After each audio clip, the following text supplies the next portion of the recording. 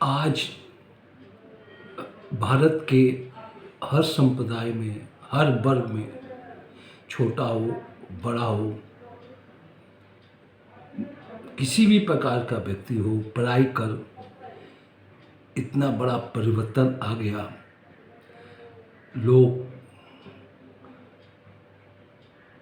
अपनी इन परेशानियों के कारण भिन्न भिन्न प्रकार की बीमारियों का सामना कर रहे हैं और उसमें अल्प आयु में ही अपना प्राण गंवा रहे हैं। समाज में इतना बड़ा परिवर्तन हो गया। लड़के लड़कियां पढ़ लिख के नौकरी करने चले जाते हैं। बड़ी बड़ी इंटरनेशनल कंपनियां काम तो देती हैं उनको।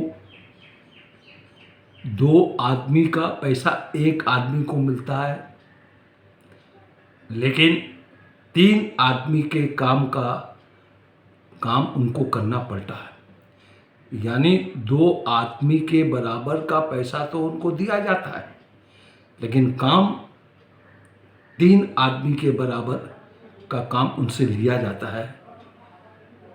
उनके परिवार में माँ बाप मर गए हो या कोई खुशी का उत्सव हो, वो व्यक्ति शरीक नहीं हो सकता।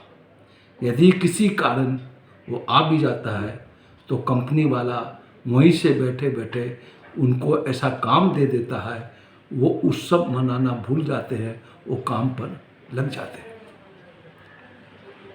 वही व्यक्ति माँ बाप से अलग हो जाते हैं, न सहयोग माँ बाप को देते हैं और न माँ बाप से सहयोग लेते हैं।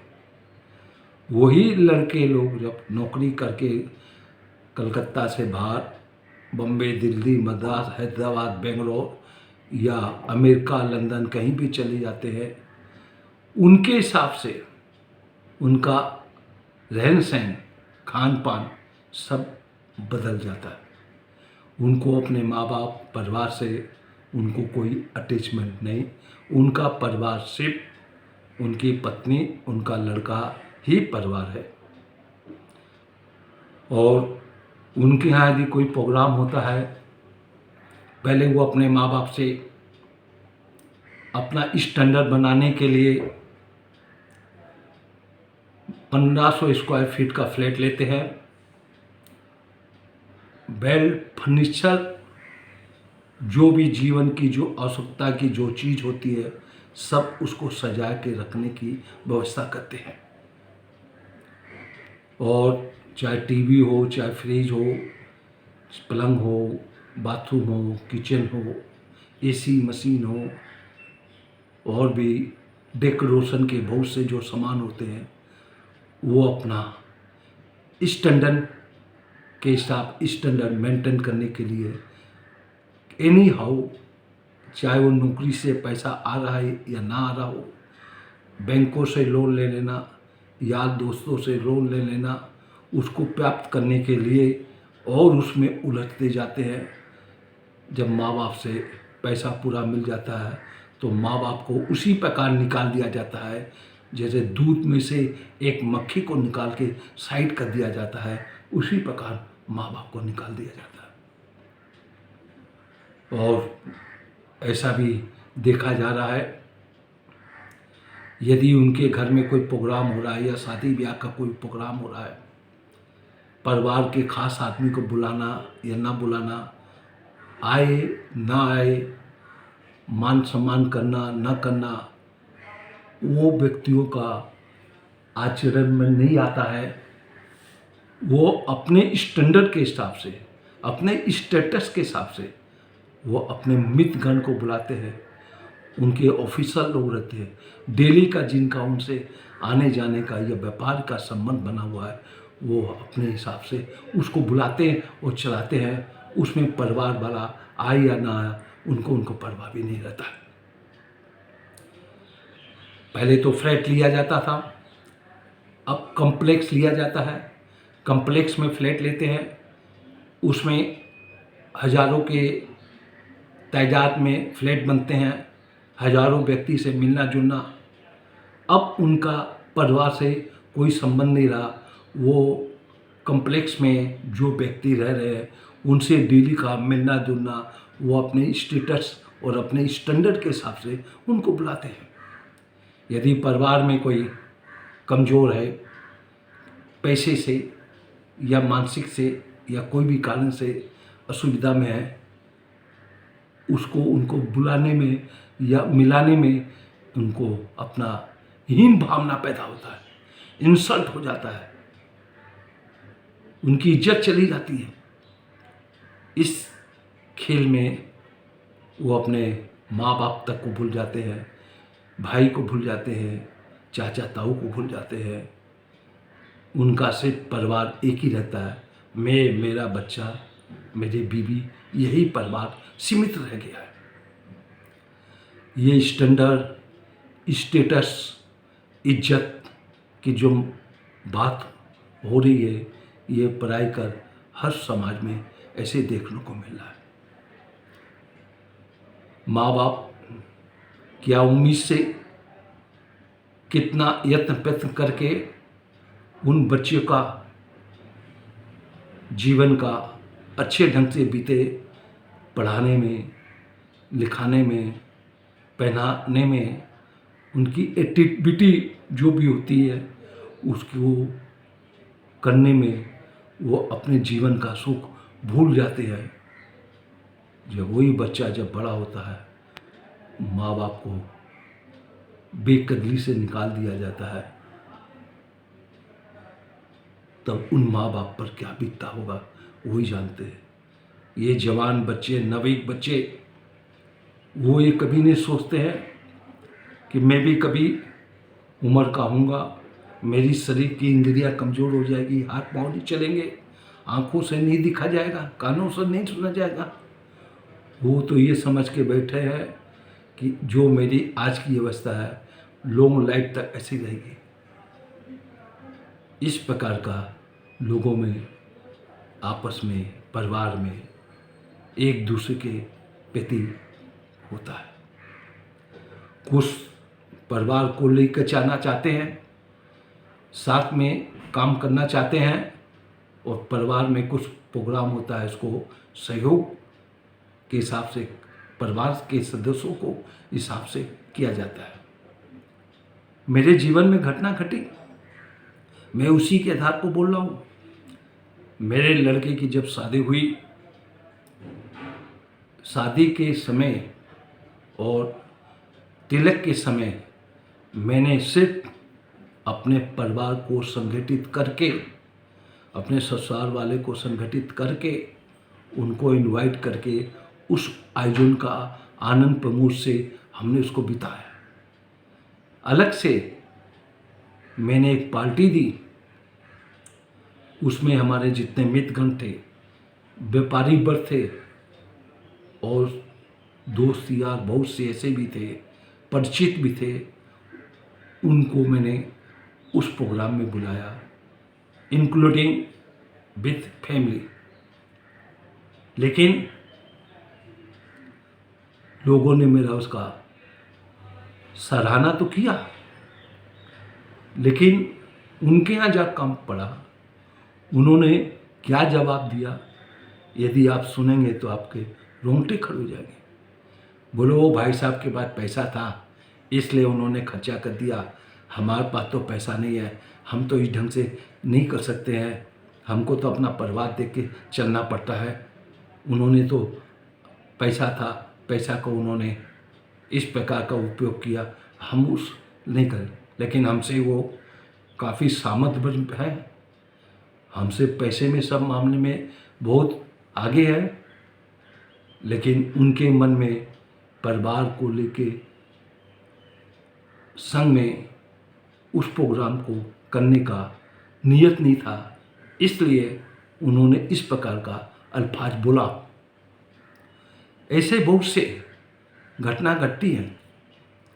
यदि मैं दाढ़ी बना के रहता हूँ या ठीक से कपड़े नहीं पहनता हूँ, तो लोगों को, परिवार वाले को अपने मित्रगणों से, अपने हाई ग्रेड के पैसे वालों से मेरा उनसे मिलाने का, उनको इज्जत मान सम्मान उनका खराब हो जाता है, इसलिए वो संकोच करते हैं मिलाने में।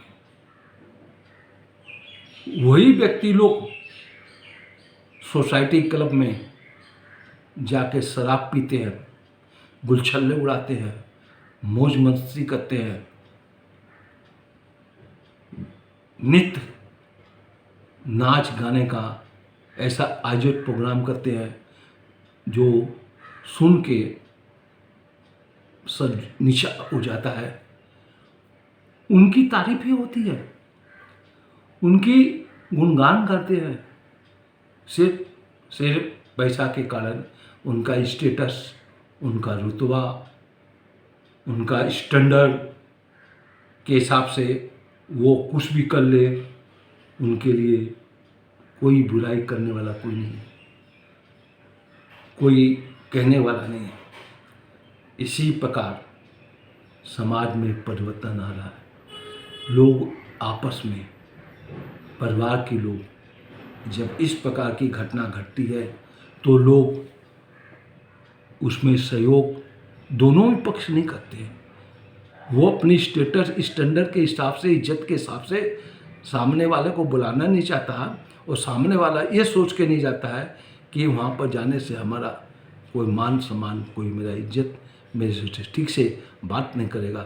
इसलिए वो उन्हीं पैसे वालों के कोई ग्रुप का कोई 4 आदमी आ जाता है, खाने के समय पूरा परिवार लग जाता है और ये लीजिए, वो लीजिए, ये लीजिए, वो लीजिए, ऐसी उनकी आवभगत करते हैं जैसे कि वो साक्षात भगवान वहाँ पर आके खड़ा हो गया हो। लेकिन यदि खास चाचा हो, ताऊ हो, या और परिवार के कई बुआ हुए, फूफा हुए, और भी बहुत से मामा मामे जो होते हमारे समाज में, उनके उस प्रकार का व्यवहार नहीं किया जाता जैसा उनके स्टेटस, उनके स्टैंडर्ड, उनके डेली के मिलने वालों से जो रुतबा बना हुआ है, या उनके कॉम्प्लेक्स के जो रहने वाले पैसे वाले जो लोग हैं, उनको जो सम्मान मिलता है, बाकी परिवार के लोगों को सम्मान नहीं मिलता। इतनी बड़ी ये समस्या हो रही है, इस समस्या का कोई सॉल्यूशन नहीं है। वो तो अपने हिसाब से शतरंज का मोहर की माफिक चाल पर चाल चलते हैं और हमको ये समझाते हैं कि तुम परिवार को लेकर चलो, क्योंकि हमको चाल पर चाल चलना नहीं आता है, इसलिए हम परिवार के दायरे में अटक जाते हैं। और वो अपने शतरंज के माफिक खिलाड़ी अच्छे होने के कारण वो प्रत्येक चाल अपने उसी हिसाब से चलते हैं जिसमें हम जैसे आदमी समाज को चलने वाले लोग मत खा के वहीं पर गिर जाते हैं। आगे क्या कहें इस विषय में। सिर्फ मैं अपने हिसाब से अध्यात्म की भाषा में यदि बोलता हूँ, सब अच्छे हैं, कोई बुरा नहीं है। मेरे किए हुए कर्म फल के हिसाब से मेरे को ये सज़ा मिल रही है, मेरे को ये दंड मिल रहा है। मैंने भी कभी उनके सामने कुछ इस प्रकार का गलत व्यवहार किया हुआ, या मेरे कर्मों के द्वारा मैंने किसी की अवहेलना की, किसी को नीचा दिखलाया, आज मेरे को भी इस प्रकार का सामना करना पड़ता है। जब इस बात को मैं सोचता हूँ तो मेरे मन से जो कड़वाहटपना होता है वो ख़त्म हो जाता है। लेकिन मेरा जो स्वभाव है, मैं अपने हिसाब से जी रहा हूँ, उनका जो स्वभाव है वो अपने हिसाब से जी रहे हैं। अब इसमें आपको जजमेंट करना है कि कैसे स्वभाव वाला व्यक्ति आनंद से रह सकता है। वो का महत्व है सिर्फ पैसा पैसा पैसा, स्टेटस स्टैंडर्ड, और अपना रुतबा बनाने के लिए उनके सामने परिवार का कुछ वैल्यू नहीं होता है। जो भी हो, मेरे को जो समझ में आया मैंने ये कहा। और कहने को तो और भी विषय में बहुत कुछ होती है बात, लेकिन मेन मुद्दा मेरा यही था आज का, जो मैंने आपको कहा। और इस प्रकार के विचारों को लोगों तक बोलने का मेरे को एक मौका मिलता है। उसे परिवार हमारा टूटा, ये मानता हूँ, छोटी छोटी बात को लेकर परिवार टूटा। संगठन परिवार चलता था भारतवर्ष में, 50-50 आदमी का सामूहिक परिवार एक संग खाना पीना खाते थे। दूसरी ओर देखा जाए, आज से 70 साल 80 साल पहले जो हम लग्जरियस आइटम जो देख रहे हैं, उस समय ये सब देखने को नहीं था। एक कमरे में 6-6 आदमी सोते थे, 8-8 आदमी सोते थे। बरंडे में जाके खाना बनता था, वहीं नहाते थे, वहीं धोते थे। कॉमन लेट्रिन बाथरूम रहता था। नीचे से पानी भर भर के ऊपर हम लोग लाते थे और इस प्रकार का हम लोग जीवन यापन किए। लेकिन जिस समय के परिवर्तन के हिसाब से भिन्न भिन्न प्रकार की जीवन में लाने वाली आवश्यकताएं की चीज़ें पैदा की गई, उत्पन्न हुई, लोगों का खिंचाव, स्वतंत्र रहने की प्रवृत्ति हो गई। किसी पर भरोसा नहीं रहा, परिवार के किसी सदस्य पर, माँ बाप पर, यहाँ तक भगवान पर उनका सिर्फ अपने पर ये था, अपने पुरुषार्थ से मैं ये कर रहा हूँ, मैं वो कर रहा हूँ। और उस पुरुषार्थ के कारण अपनी जीवन की जितनी आवश्यकता की चीज़ होती, उसको पहले संगठन करने में समय बीत जाता और संगठन हो जाता, सामग्री का उसका जुगाड़ हो जाता, तो उसको मेंटेनेंस करने के लिए उनको फिर उस चक्कर में पैसा कमाने के लग जाता है। माँ बाप आज के समय में एक बच्चे की पढ़ाई को ग्रेजुएशन कराने में महीने का 15,000 से 20,000 रुपया एक बच्चे को 11वीं क्लास तक पढ़ाने में खर्चा हो जाता है। थोड़े से हाई स्कूल को पढ़ाने में, अच्छे स्कूल को पढ़ाने में, बच्चे को भेजने में 15 से 20,000 रुपये महीना खर्चा हो जाता है। फिर वो किसी तरह अच्छे नंबर पास होके 11 क्लास पढ़ लेता है, 12 क्लास कॉलेज में जाने के बाद नया डिग्री लेता है या कोई लाइन लेता है, मेडिकल का, MDA का, CA का, IAS ऑफिसर का, और भी बड़े बड़े अच्छे पोस्ट के लिए यदि वो पढ़ने के लिए वो जुटता है तो 50 लाख रुपया खर्चा हो जाता है। एक साधारण व्यक्ति इसको कर नहीं सकता। फिर वही बच्चे जाके आगे अपने माँ बाप को भूल जाते हैं, वैसे ही निकाल देते हैं जैसे दूध में से मक्खी निकाल देते हैं। उन माँ बाप पर क्या बीतता होगा वही जानते हैं। ठीक है, माँ बाप बेटे में समय के साथ परिवर्तन होता है, विचारों का होता है, और भी बहुत चीज़ों का होता है।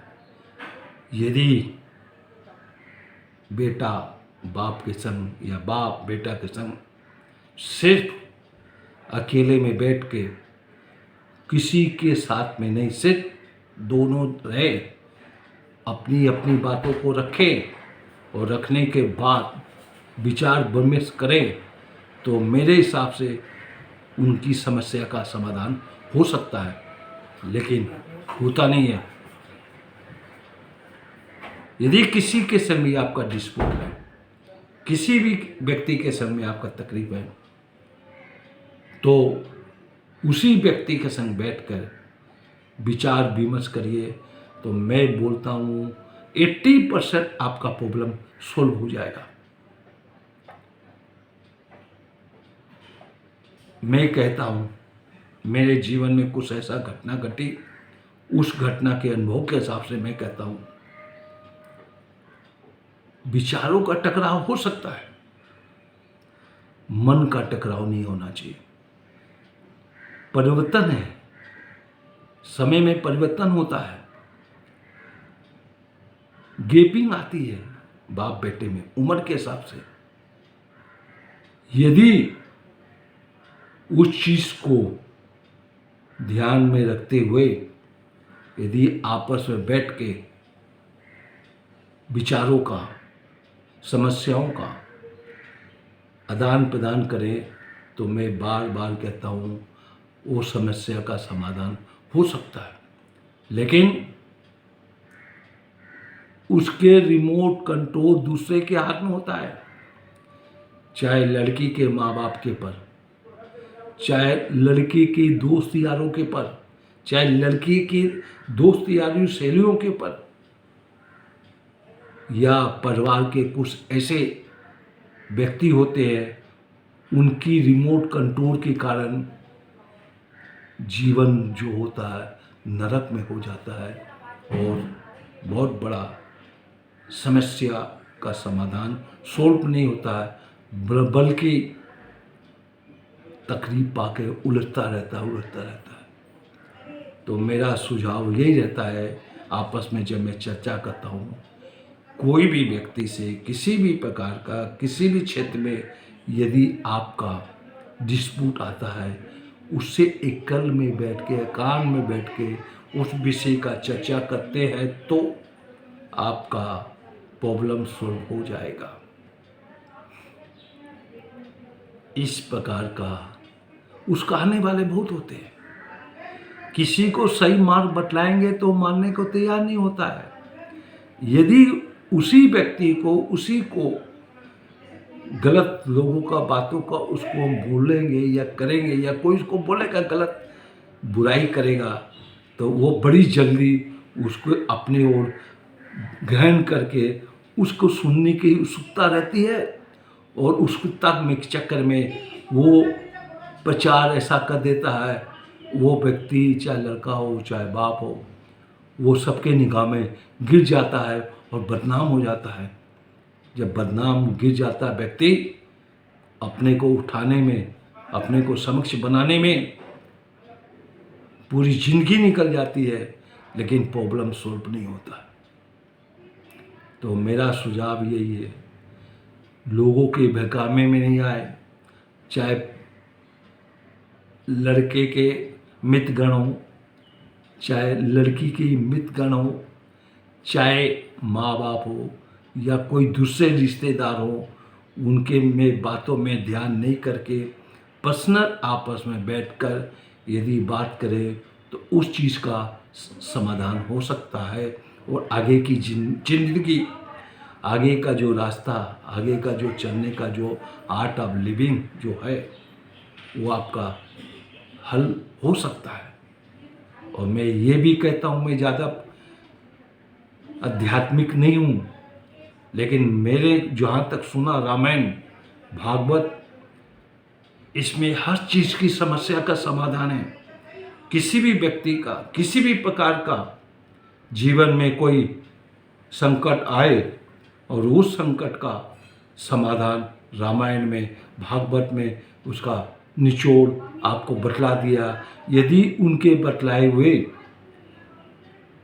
कथाओं को, उनके बतलाए हुए भगवान के विचारों को अपने जीवन में, अपने चित्त में, अपने मन में चिंतन मनन करके और अपने जीवन में आचरण में लाएंगे तो आपका जीवन स्वर्ग हो जाएगा, स्वर्ग हो जाएगा, और भगवान भी आप पर बहुत प्रसन्न होंगे। ये मेरी विचार है, ये मेरी धारणा है। मैं इसके बारे में और क्या कहूँ। आपको जो मेरी बात समझ में आए उसको आगे बढ़िए और लोगों को मेरी बातों को प्रस्तुत करिए।